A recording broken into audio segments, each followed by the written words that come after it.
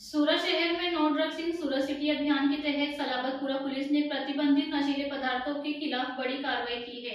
Police ने Umarwada chimney टेकरा क्षेत्र से एक आरोपी को प्रतिबंधित नशा युक्त सिरप कॉनेक्स टी की 230 बोतलों के साथ गिरफ्तार किया है। जब्त की गई सिरप की कीमत 23,690 रुपये बताई गई है। आरोपी के खिलाफ एनडीपीएस की धाराओं के तहत मामला दर्ज कर आगे की कानूनी कार्रवाई की गई है। इस मामले में एक अन्य आरोपी को वांटेड घोषित किया गया है।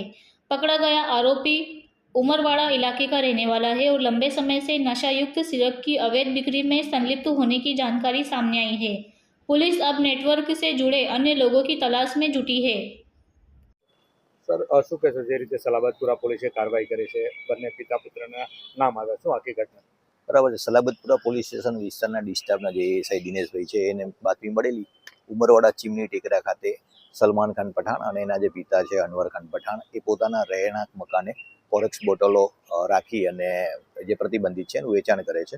તો જે બાબતે બે પંચો રૂબરૂ સરકારી પંચો સાથે પીઆઈ રૂબરૂ સદરવ જગ્યા ઉપર રેડ કરી અને અનવર ખાન પઠાણ છે જે હાજર મળી આવેલા અને જેના કબજા રહેઠાણના મકાનમાંથી 230 નંગ કોરેક્સ બોટલો જે પ્રતિબંધિત છે મળી આવેલી હતી। એ બાબતે સલાબતપુરા પોલીસ સ્ટેશનમાં ગુનો નોંધાયેલ છે।